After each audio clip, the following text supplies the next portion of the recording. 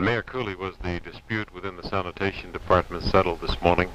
Well, as far as settled is concerned, I'd say that I think so. The Mr. Bechtel and I, one of the sanitary commissioners, talked to the men, and they all went to work and went back on their routes.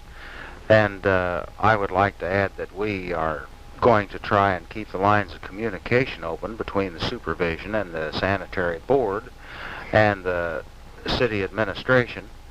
And the idea was put out for consideration this morning that we have a meeting possibly every 2 weeks or once a month on a Friday, and call all the men together and give them a chance to air any complaints. And I'm hopeful that there would be some positive suggestions for improvement of the sanitation collection service also come out of these meetings.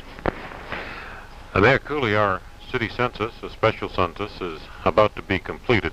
You received a call from a lady this morning regarding this census. Are you running into any difficulties?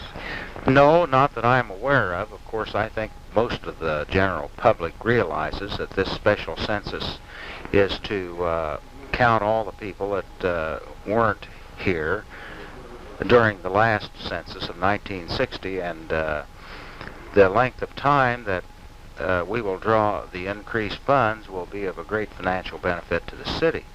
And this, of course, will be a greatly watered-down version of the census. It's primarily a head count. And then, of course, the regular census will be conducted in 1970.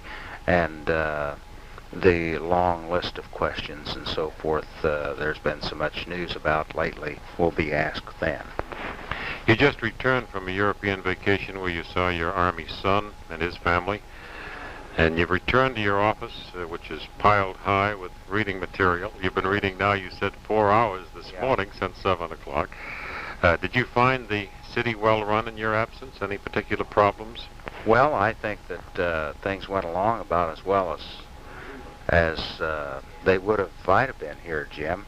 I have no complaints. I'm hopeful that we get everything straightened out that needs straightening out and move forward.